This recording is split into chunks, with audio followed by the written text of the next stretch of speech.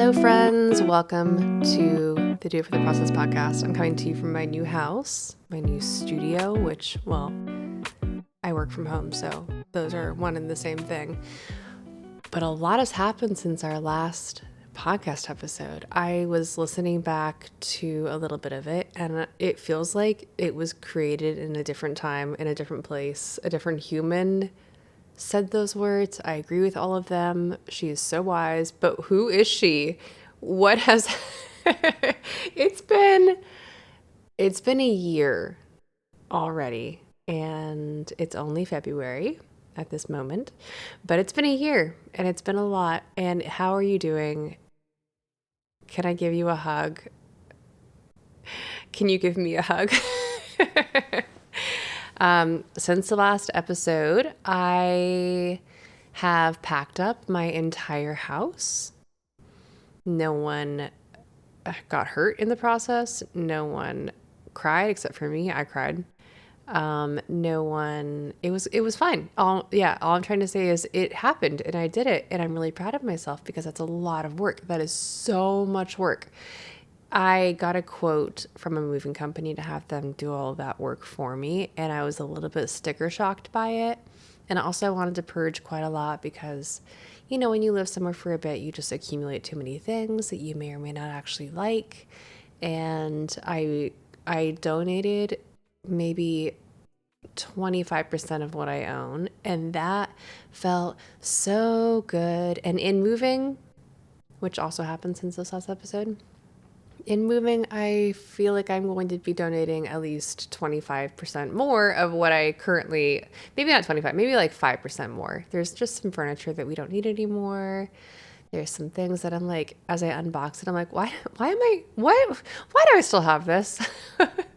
So that feels really good, honestly. It feels really, really good to look around my house and to love everything that I see, which obviously you don't have to move to go through that process.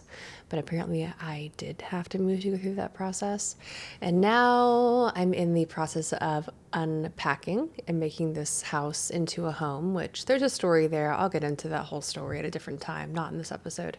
But it is really, really sweet to be so reassured by myself, by my children, that home isn't a particular place. It's where you are and where you feel safe and where you feel love. And it's just been really, really precious to watch them trust me in this process and to watch them follow me in an age there. I have 2 teens and I have a 7-year-old. He has been pumped. My 7-year-old has been so excited for this entire transition. The teens are, of course, they have different needs and they have different roots, and they need more grounding in certain ways. So they just had a little bit more of a process, but it was so sweet. They wrote me a letter and put it on my pillow one night, and I can't tell you how much I cried over that little letter that just said that they were so thankful and that they feel so happy and that they saw how strong I was. It was just really, really precious. And any parents in the room, you can probably imagine how sweet that felt to receive that and to just unprompted get that affirmation of their love. So all that to say, that's the phase that I'm in now, setting up my new studio, which is just my painting studio. There's some confusion around that. I haven't been clear apparently at all. So my print studio and my painting studio are in separate spaces. I used to have a painting studio that was outside of my home in a studio called the Whitewell Studios. I loved that. That was a great season of my life. I found in just kind of getting to know myself and my process better that I like painting in my home, which means, of course, non-toxic paints, non-toxic solutions, non-toxic everything is incredibly important to me. In addition to that, I have to kind of just be creative with where I work and how I work. So, moving a painting studio is a different thing than moving a random room in your house, because there is so much stuff involved in painting. Like, of course, the brushes and the paints, yes, of course. But when you begin the process of like creating your own paints and hoarding pigment rocks and having all these little vials that have different little, there's just the number of tiny glass like jars, vessels, vials I had to pack up was astounding. And all that to say, I moved my painting studio only. The print studio is where it has been for years. It's in the White Whale Studios, the place that I used to paint from. But it has its own functioning thing. My studio manager runs that. The giant printer we affectionately named Otis lives in my painting, or in the print studio. The packaging, the print production, the varnishing, the product order fulfillment for things like the affirmation cards, the notepads, the t-shirts, all that kind of thing happens at the print studio. So that has stayed, thank goodness, because that would be such an effort to move. And I'm not looking forward to the day when and if that ever comes. I don't want to do it. So I just moved my painting studio into my house, which it's always been in my house. Well, it's been in my house for a few years, I'll say that. And I love having my painting studio in my house. It just feels really cozy for me. It works for my flow. And yeah, we'll see how it works in this new space. The new studio space is a little dark. So I'm having some feelings about that.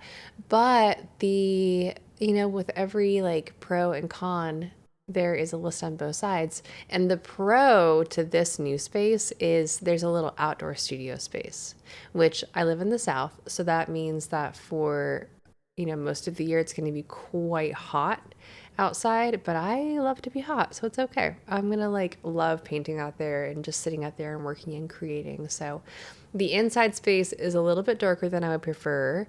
I'm going to learn how to use some production lighting, I think, which I've never done before and have resisted because I've always had enough natural light that I haven't had to worry about it. But I'm going to figure it out and make it work and make it beautiful. And then that outdoor space, I'm going to be an outdoor girly this summer, as I always am. But yay, I did it. I moved and I'm really, really proud of myself. That is a huge goal that I had for myself to do, obviously, this year. And I'm really, really proud of how it went down, how it unfolded. I'm really proud of the emotional regulation that I was able to create for myself and for my kids the entire time. I'm really proud of how I think it was a really an act of a lot of strength. And I think that showed. And I'm just going to acknowledge that I did it. I did it. Yay. But we're also not here to talk just about my move. That would be a very boring episode, in my opinion. We're here to talk about goal setting in 2025. And I know this is well into the year at this point, and what a year it has been, y'all. It's been exhausting. I'm just going to say that from the beginning. If you're feeling tired, you have reason to feel tired, and that's okay. Obviously, I had a move, which is personally a lot of, turning things upside down and picking them up and putting them down again. And that's just a lot of emotional and physical change. But outside of that, even, we have gone through so much this year already. And I just want to acknowledge that. I want to say that out loud. Socially, politically, culturally, in the very foundation of what many of us thought was certainty, it is feeling emotionally exhausting, mentally bewildering, and something about it feels as if the instability is intentional. And I think that's the part that feels most exhausting to me, at least, possibly also to you. And in that, it can feel disorienting to try to set goals. So we're going to take this next session together and we're going to talk about goal setting in instability, when you have to be so certain of your own stability. You have to be so certain that your success lies as much in your hands as it possibly can. And we're going to talk about how you can actually set goals that are that are based in things that you can control. There's a lot of things you can't control. The list is honestly overwhelming and it is endless. But what you can control is so powerful. And knowing what you can control, what do you have influence over, what do you have direct responsibility for, set your goals there, because those things are actually doable. Of course, life happens, things happen. You will always have curveballs that are thrown your way. And that's part of being a creative. It's part of being someone who can look at a problem and say, oh, yeah, okay, cool. We're going to reiterate. We're going to change this up. We're going to try something new here, and we're going to, make something out of this unexpected thing that, evolved and happened. And that's, I think, very, very exciting. And as a creative, you are uniquely equipped to do that extremely well, because creativity is problem solving, which you're an expert in. Congratulations. I think the other maybe blessing in disguise of having a year like we're having, and it's going to continue unfolding and just becoming a little bit crazier and more unsettling in a lot of ways, is you have to really settle into what you believe and what you know is possible for you and what you want to be possible for your community and for your culture and for your neighbors and the people that you love around you. One thing that has been kind of sweet to see is people saying what they believe. Like, you have to say it out loud oftentimes. I've had to say publicly that inside of the communities that I create, inclusivity is extremely important to me, which I didn't want to have to say that. Like, obviously that should just be like, of course, yeah, okay, thank you, Emily. Thank you for saying the obvious out loud. But in this moment, it's not obvious. And that is shocking to me, and also gives me the opportunity of being really clear and kind and generous by saying what to me feels a little obvious, but it's worth repeating and it's worth saying out loud. I've had a lot of people come into my DMs, not a lot, a handful of people come, actually, honestly, way fewer than I would have expected, of people coming into my DMs or sending us an email saying that they don't want to hear about politics. They just want to see my paintings, or, they just want to get what they want from me and not value my humanity. And oh, that does not sit well with me. And it doesn't sit well with me, not for ego reasons, like, oh, you don't want to hear what I have to say? How dare you? Not even for that at all, which, that's one part of it. If you're going to listen to an artist, you're going to hear someone's opinion. Just FYI, art is opinion. And I know I create very beautiful art, pretty art, aesthetic art that doesn't have a lot of political voice woven throughout my subject matter, etc. Abstract artwork, tends to be a bit more up for interpretation in that way. But to hear an artist is to hear someone's opinion. So do not tell an artist that you don't want to hear their opinion. You're just asking them to not be an artist at that point. So I have had to share a little bit publicly that within my spaces, within the communities that I get to create, within the art that I get to share, inclusivity is a very important tenet. It's something that matters so much to me. And I'll just say it here. Let's just be kind and clear with one another. If you are in my space, please know that to me, free expression is political. My voice as a woman is political. My voice as a queer woman is political. My ability to create is political. My ability to share my thoughts is political. These are all things that could be taken from me and could be taken from you if our culture shifts a little bit more. I'm not trying to be dystopian. I'm not trying to live in Margaret Atwood's world. I'm not trying to live in a future that isn't a reality at this moment. I am simply saying that if you want to value my words in any way, you have to value all of them. You have to value all of me. And I think that's beautiful. I think that's so special that we get to see each other as full people. So when someone comes into my DMs and says they don't want to hear about politics, they just want to hear about art, I just get to say that your ability to tell me what you want to think of my work and of my words is political. Your ability to express your opinion to me is political. my ability to create my art, to sell my art, to make an income with my art, to get to lead communities that are creative and thoughtful, it's all incredibly important and it's all political. So let's just set the record right there. Along with that, I'm just going to say again, I don't want to have to say this out loud. It should be obvious, but I'm going to say that to all of my marginalized friends, people in my community spaces, people listening to this podcast episode, anyone that falls outside of the white, hetero, cis, privileged, college educated, etc., privileged communities, you are so valued. You are so welcome. You are not too much.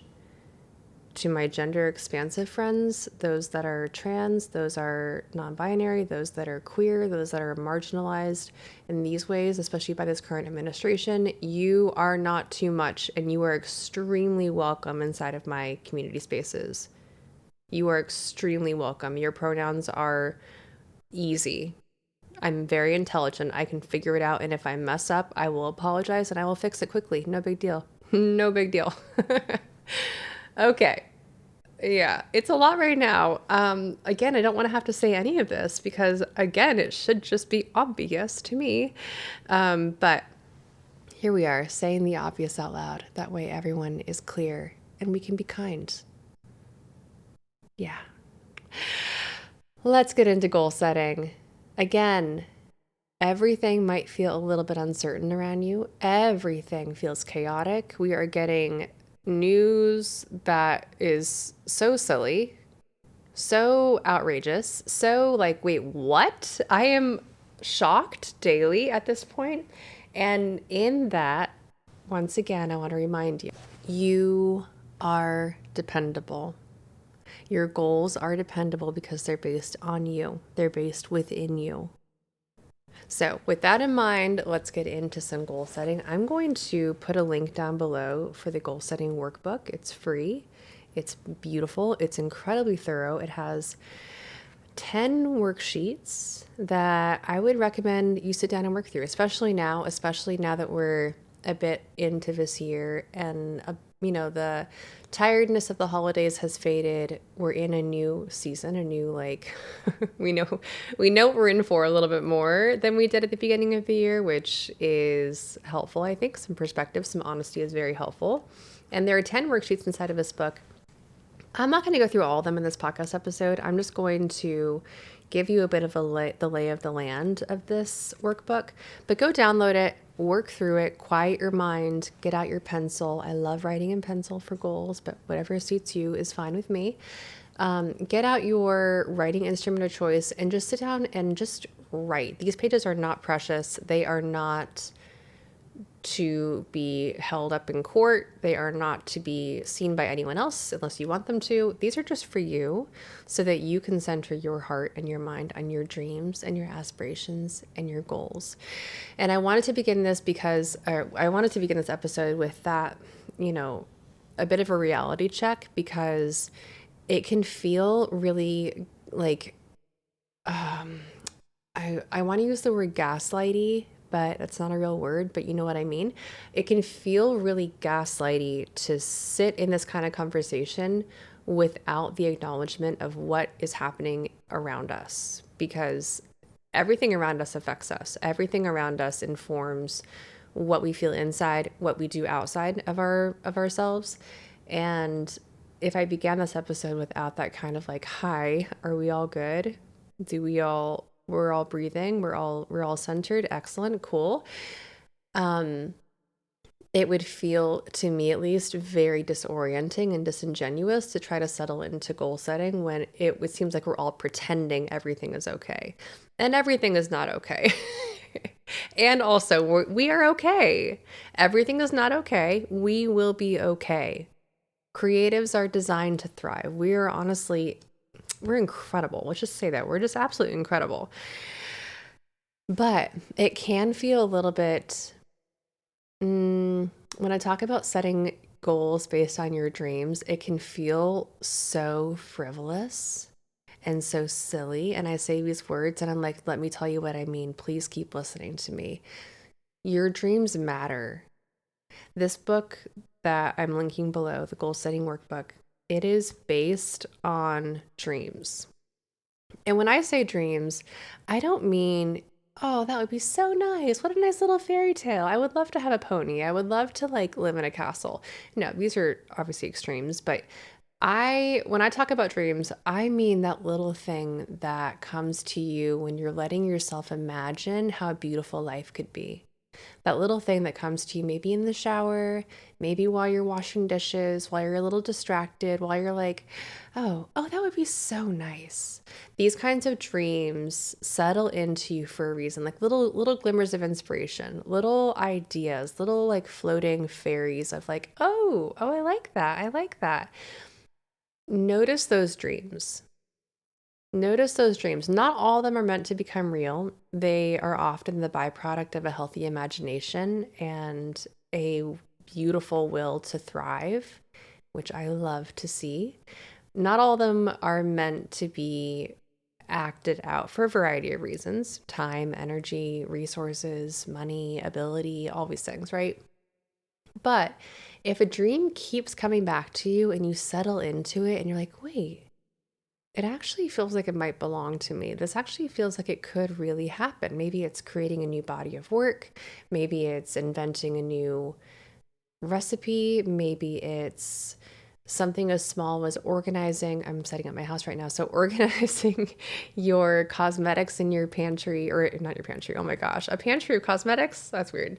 Um, Organizing your cosmetics so that they're very beautiful on your shelf in your bathroom, or as big as creating a whole workshop or a whole retreat or a whole event for others to attend and to join. Your dreams can be big, they can be small. They are all valuable, they are all needed. What I recommend doing is setting goals that are based on these dreams. And I say that this is important because when you set a goal that's based on a dream, it's based on something that feels a little bit magical. And I do believe in magic when it comes to this. It also feels like it is a bit released from ego as much as possible. Goals tend to have a lot of ego around them. And by ego, I don't mean like pride or like, look at me, I'm amazing. I mean, goals tend to be storytelling devices, and ego is just the story that you tell about yourself. Because goals tend to say, when I do this, I will do this.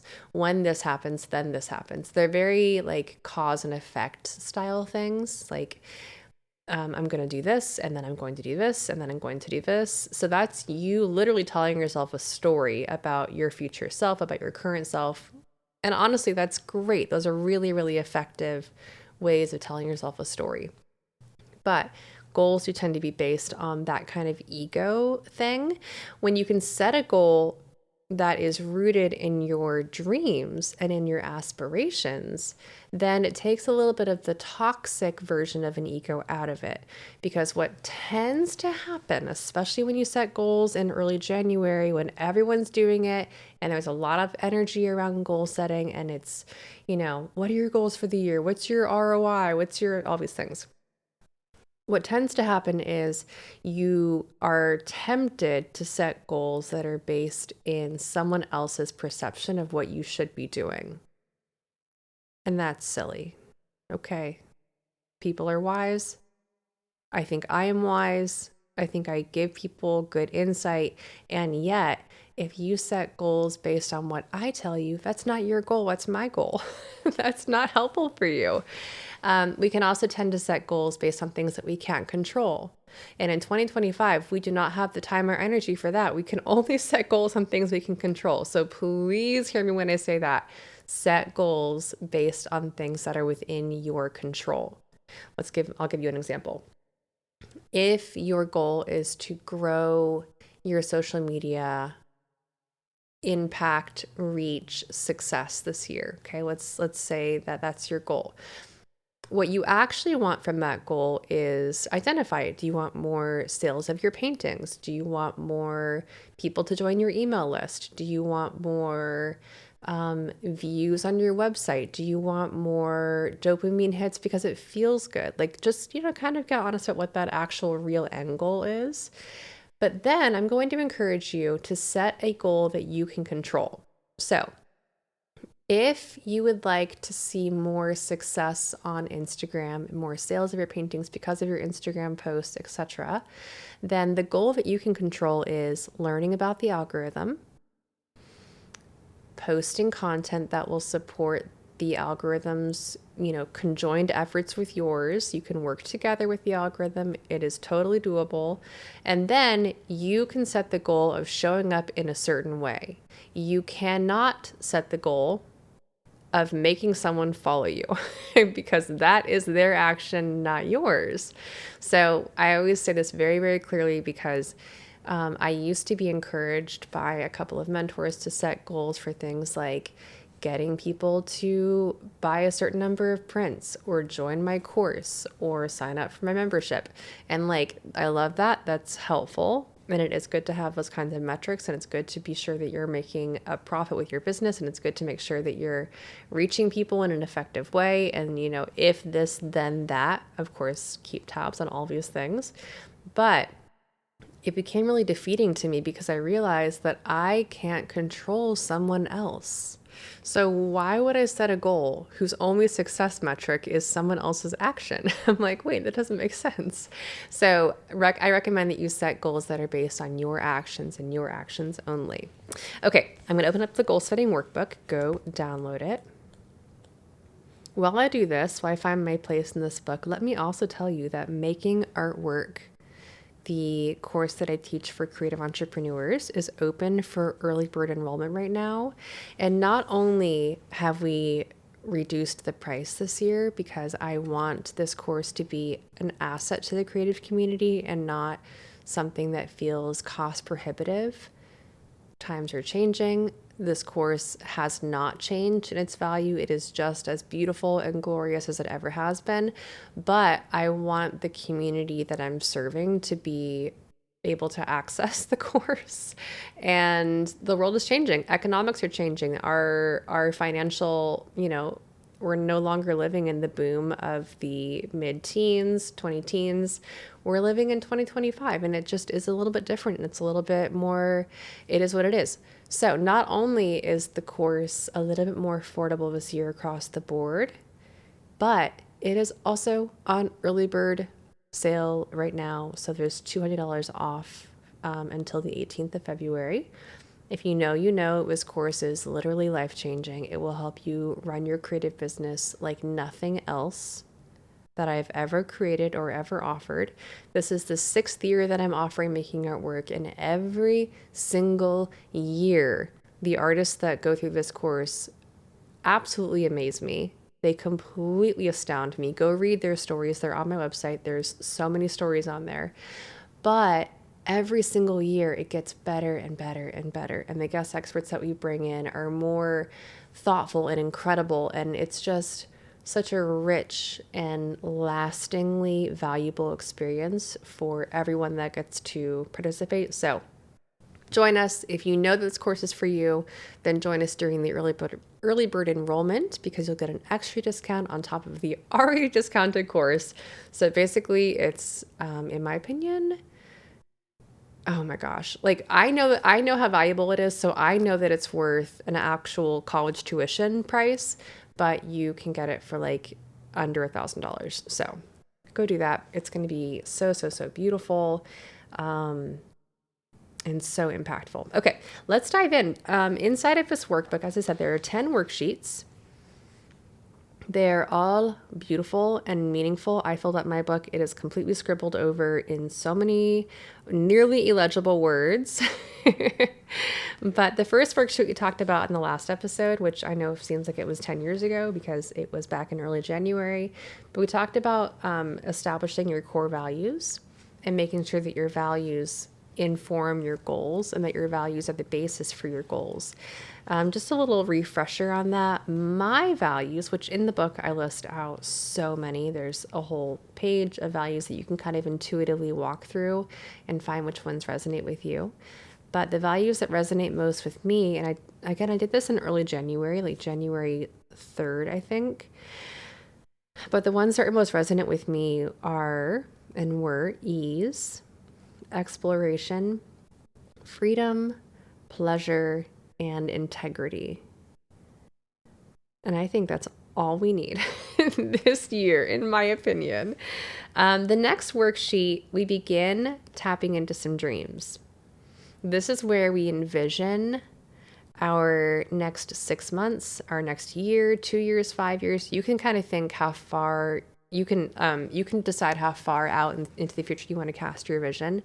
But the vision casting worksheet is one of the most important worksheets in my opinion because it helps you expand what you think is possible for you. We often get stuck in the I want to say the mire of daily life. Like it feels like we're kind of stuck doing not the same thing over and over again, but kind of when we look at our daily life. I wake up, I take my kid to school, I come back, I clean up the kitchen. Like there's just like this rhythm that feels like, how can I ever create something different when I'm stuck in this rhythm? But when you can look out and think, okay, a day is long, but a year is short. What will I accomplish in a year? What do I want to imagine for myself within the next year or 5 years? What you tend to do in that is kind of crack open what you think is possible for yourself. And this is so powerful. This is dreams. This is you imagining and envisioning. The next sheet, page number 3, or worksheet number 3, not page number 3. The next worksheet is an expansion of this, but it's like kind of rapid fire. With that optimism, clarity in mind, pen a few big aspirational dreams, and you just write down your dreams. You have personal and you have business if you run a business. These lists tend to just be very thoughtful, very like, oh, I would love this. I want this. I want this. I want this. And it's just like big heart desires, like not like I want a new car, although maybe great. I love that for you. But it's more things, in my opinion, that it's like, oh, that would make me so genuinely happy, which maybe a new car would make you very, very happy. That actually makes a lot of sense to me. But in my business, I wrote down some things like making artwork live. I want to lead some live events this year. I want to refresh my brand. And I think I said this is my dream, my aspirational dream for the next year. So it's kind of looking at that short-ish term, but still within the next year. I would love to explore natural dye some more. I would love to paint for pleasure more often and not care about selling these paintings. I would love to paint to create something substantial, so a large piece of artwork. I want to at least plan my next retreat, if not lead my next retreat. I would love to collaborate with a brand like Fern, Anthropologie, Chanel, Nike. I know that's kind of silly, but like let's do it. Let's dream. We're in the dreaming phase, not even the doing phase, but those like big like, oh, I would love that. That makes me so happy to think about. Look at that. On my personal dreams, I wrote down some things like I would love to create a beautiful home. I would love to have relaxed children. I would love to begin learning French again. But what I said, oh, look at that, was I would love to purge unneeded things and organize my home better. Y'all, I have done that so well already. I love it. Visit Paris. We'll see about that. Again, we're in these dream phases. This is not the phase of writing down goals. This is in the phase of being like, oh, I would love that. Okay, the next worksheet number 4, we're getting to the heart of it. This is almost like a Mad Lib, which is so fun. Go through it, work through it. I think this is a very helpful way, again, for anyone who gets stuck a little bit in the sounds good, but I can't mentality, which is very common, by the way. This worksheet will help you kind of crack out of that. Okay, the next one, worksheet number 5. Your actual aspirations are going to be penned on this worksheet. And aspirations are in between a goal and a dream. So if you're someone that likes to live in the dream world, aspirations might feel like a really good, cozy sister to that. If you're someone that prefers to live in the goal-centered world, aspirations are going to ask you to just like, oh, wait, what about that? Ooh, consider something fresh. Let's do it. Your imagination comes to play in your aspirations, but they're not quite as loose as dreams. So it goes dream, aspiration, goal. Okay, so in your aspirations, you're going to write down a few different categories: personal and lifestyle, business, creative explorations, inspiration and clarity, financial, health, philanthropy, giving back, growth and learning. So you're just writing down things that you would love to put on your calendar and to begin tipping into that goal phase. But now you're getting a little bit more specific than just your broad general dream phase. So if one of my dreams is to go to Paris, if I'm going to aspire towards that, I'm going to begin putting down, like putting some money into a fund. I'm going to begin learning French again. I'm going to begin looking at my calendar. That's kind of tipping into that aspiration phase, but not quite in the goal phase yet. Just like, oh, yeah, okay, this is something that can actually live in my space. So I'm going to write down those aspirations in this phase. Worksheet number 6 is the last one that I'm going to talk about today because it is the most fun of all. I love this worksheet. It's so silly. I'm here for it. And we'll talk about the next several worksheets in the next episode. But this worksheet is a bingo card. Yes, bingo. We're doing it. We're having fun this year. There's a lot of hard things happening around us. What we can control is having a little bit of fun and creating a little bit of levity in a world that can feel really, really heavy and really, really hard quite quickly. So your bingo sheet is a space for you to write down in every one of these little squares. You write down something that you would love to do this year. And again, we're in the aspiration phase. These are things that you're like, oh, that would be so fun. Yes, I want to try doing this. I want to do this. I want to do this. And these are things that don't necessarily need to be written down in like full goal setting workshop mode. Like you don't have to write down, for example, one of mine is I would love to find a signature scent. I'm not going to create a goal out of that. That's not like something that I personally am going to write down on my goal list for 2025, but it's on my bingo card because why not? That'd be so fun. So a few more that I have on here. Go on photo walks because I don't like going on walks. They make my mind bored, but a photo walk, that'd be fun. I could do that. Unplug for 24 hours 4 times a year. So once a quarter, once a season, unplug. And I mean like fully unplug. Like I'll make my coffee and I'll use the stove, but like that's all. Like just have peace. I'm so here for it. Make pasta or bread with the kids. I love that. I wrote go to Paris again. I really want to go to Paris. Can you tell? We'll see if it happens. Send out book pitch for the book that I'm writing to agents. So it can be a mixture of things like that would be so fun. I would love that. And then things that you actually want to, that would be a really important thing for me to progress this book idea forward. Let's see if it actually happens. But that would be a great thing for that. Paint a large abstract for my own home. Dye scarves and shirts.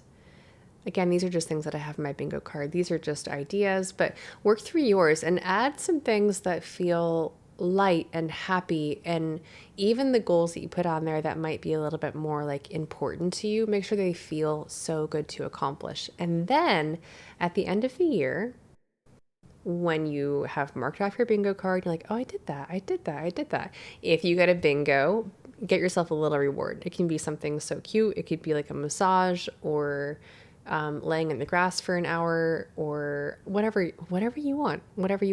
If you get a full blackout, I want you to spoil yourself. If you do everything on your bingo card, you have had the best year. That's reward in and of itself for sure. But I want you to just lavish yourself with some beautiful good things. Buy yourself some flowers, go on a little road trip. I don't know, but you have accomplished something incredible if you have a total blackout, which just means you did all of them on your bingo sheet. That would be incredible.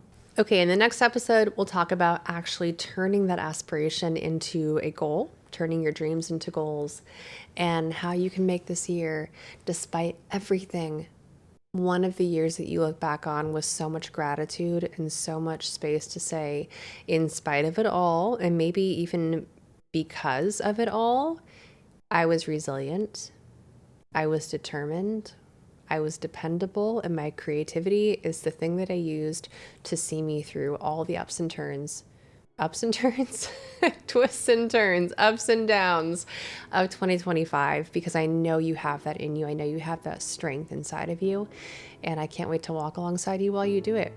Again, doors are open for making artwork. It's the early bird enrollment, so doors actually officially open in March. Share the Work also happens in March, so sign up for that. It's totally free. You know it, you love it. But if you know that making artwork is on your bingo sheet for this year, which I love, join now because it's a little bit more affordable right now. So yeah, get that goodness. There's also a bonus for making artwork early bird enrollment, so you can join that, and you also get access to the community space early, which is just so sweet. And you can kind of get cozy in that area before everyone else does and get to know one another, get to say hi. It'll be lovely. The course actually officially begins March 21st. We have our open welcome meeting that day, and then we begin rolling right away. And there's a lot. Making artwork is extremely full. It's extremely thoughtful, and I can't wait to see you in there and get to support you in that space. All right, I'll see you next time. Bye for now.